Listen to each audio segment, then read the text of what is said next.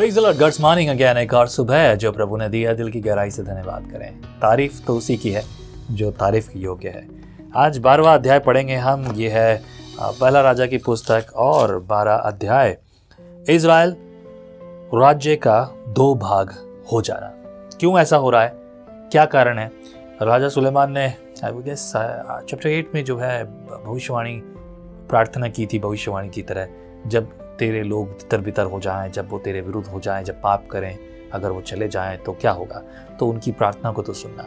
लेकिन अब यहाँ 2 भाग हो रहा है। तो देखो, क्योंकि सुलेमान की मृत्यु हमने पढ़ा कि कल जब पढ़ा तो सुलेमान की मृत्यु हो चुकी है। उसके बाद देखिए, रहूबियाम शकेम को गया क्योंकि सब इजरायली उसको राजा बनाने के लिए वहीं गए थे।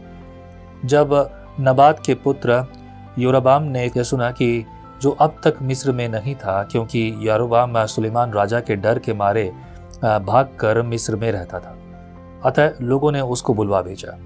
तब यारोबाम और इज़राइल की समस्त सभा रहूबियाम के पास जाकर यूं कहने लगी, तेरे पिता ने तो हम लोगों पर भारी जुआ डाल रखा था, इसलिए अब तू अपने पिता की कठिन सेवा को और उस भारी जुए को जो उसने हम पर डाल रखा है कुछ हल्का कर, तब हम तेरे अधीन रहेंगे। उसने कहा, अभी तो जाओ और 3 दिन के बाद मेरे पास फिर आना। तब वे चले गए। तब जब राजा रहूबियाम ने उन बूढ़ों से जो उसके पिता सुलेमान के जीवन भर उसके सामने उपस्थित रहा करते थे सम्मति ली, इस प्रजा को कैसे उत्तर देना उचित है, इसमें तुम क्या सम्मति देते हो? उन्होंने उसको यह उत्तर दिया, यदि तू अपनी प्रजा के लोगों का दास बनकर उनके अधीन हो और उनसे मधुर बातें कहे तो वे सदैव तेरे अधीन बने रहेंगे। रहूबियाम ने उस संपत्ति को छोड़ दिया, मतलब उस सम्मति को जो सम्मति उन्होंने बताई थी, उसे शिक्षा दी थी, उसको छोड़ दिया जो बूढ़ों ने उसको दी थी, और उन जवानों की सम्मति ली जो उसके संग बड़े हुए थे और उसके सम्मुख उपस्थित रहा करते थे। इसीलिए मतलब अगर किसी से सलाह ली जाए तो ऐसे व्यक्ति से सलाह ली जाए जो कि वाकई में अनुभव रखता हो, जो आपके जैसा रहा हो। आप उससे क्या, मतलब कई बार है ना, दोस्तों से बातचीत करते हैं, अगर किसी का कुछ बिगड़ गया तो दोस्तों के पास जाएंगे। देखो, दोस्त होना ज़रूरी है, मैं उनके खिलाफ नहीं हूँ, लेकिन दोस्त सलाह देने के लिए शायद सही नहीं है। सलाह उनसे ली जाए जो बुद्धिमान है, जो अनुभव के साथ जी रहे हैं, जिन्होंने अपने जीवन में कुछ किया हो। या मैं सफल लोगों की बात नहीं कर रहा हूँ, असफल भी रहे हों तो भी जाकर आप उनसे बातचीत कीजिए और आप उनकी बात को सुनिए, तभी आप कुछ फैसला कीजिए। और जो हुआ है वो बड़ा अजीब हुआ है। इसके बाद देखिए क्या लिखा है, 9 पद में लिखा है, उसने उनसे पूछा, मैं प्रजा के लोगों को कैसे उत्तर दूं, इसमें तुम क्या सम्मति देते हो? हाँ, उन्होंने तो मुझसे कहा है, जो जुआ तेरे पिता ने हम पर डाल रखा था उसे तू हल्का कर। जवानों ने जो उसके संग बड़े हुए थे उसको यह उत्तर दिया, उन लोगों ने तुझसे कहा है, तेरे पिता ने हमारा जुआ भारी किया था, परंतु तू उसे हमारे लिए हल्का कर।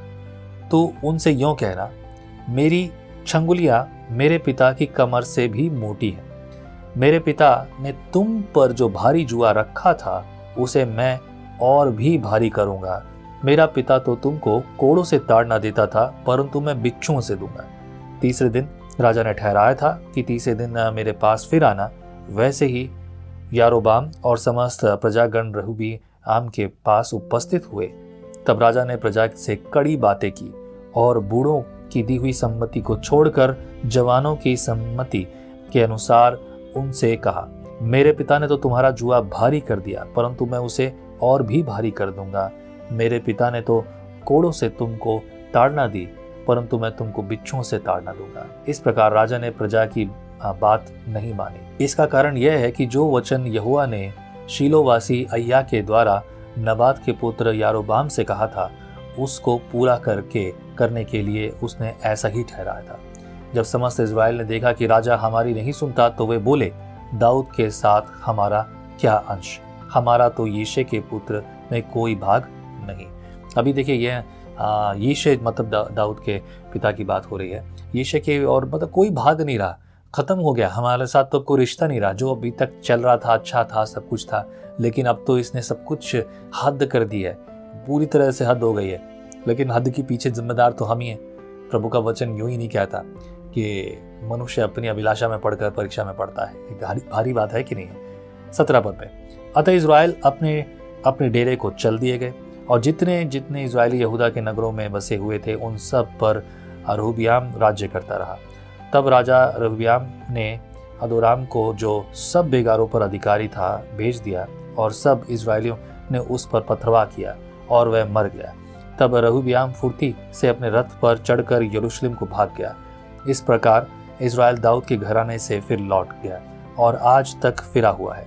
यह सुनकर कि यारोबाम लौट आया है, समस्त इज़राइल ने उसको मंडली में बुलवा भेजा और संपूर्ण इज़राइल के ऊपर राजा नियुक्त किया और यहूदा के गोत्र को छोड़कर दाऊद के घराने से कोई मिला न रहा। वाह, खत्म हो गया दाऊद के घराने की बात। लेकिन ऐसा नहीं है, आगे भी कहानी शुरू होती है। अब शमाया की भविष्यवाणी 21 पद में, जब रहूबियाम यरूशलेम को आया तब उसने यहूदा के समस्त घराने को और बिन्यामीन के गोत्र को, जो मिलकर 1,80,000 अच्छे योद्धा थे, इकट्ठा किया और वे इज़राइल के घराने के साथ लड़कर सुलेमान के पुत्र रहूबियाम के वश में फिर राज्य कर दे। तब परमेश्वर का यह वचन परमेश्वर के जन शमाया के पास पहुंचा। यहूदा के राजा सुलेमान के पुत्र रहूबियाम से और यहूदा और बिन्यामीन के सब घराने से और सब लोगों से कह, यहोवा यूं कहता है कि अपने भाई इज़राइलियों पर चढ़ाई करके युद्ध न करो। तुम अपने अपने घर लौट जाओ, क्योंकि यह बात मेरी ओर से हुई है। यहोवा का यह वचन मानकर उन्होंने उसके अनुसार लौट जाने पर अपना अपना मार्ग लिया।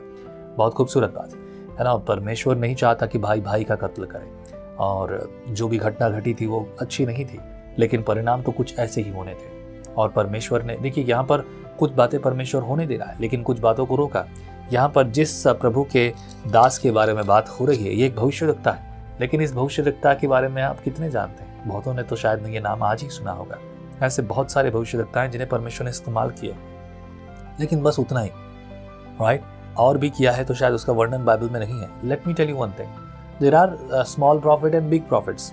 खैर, यहाँ पर शमाया की भविष्यवाणी थी जो यहाँ पर जो है उन पर उनके सामने बात हुई। खैर, 25 पद में लिखा है, यारोबाम का मूर्ति पूजा चलाना। तब यारोबाम एप्रेम के पहाड़ी देश के शेकेम नगर को दृढ़ करके उसमें रहने लगा। फिर वहां से निकलकर पनुएल को भी दृढ़ किया।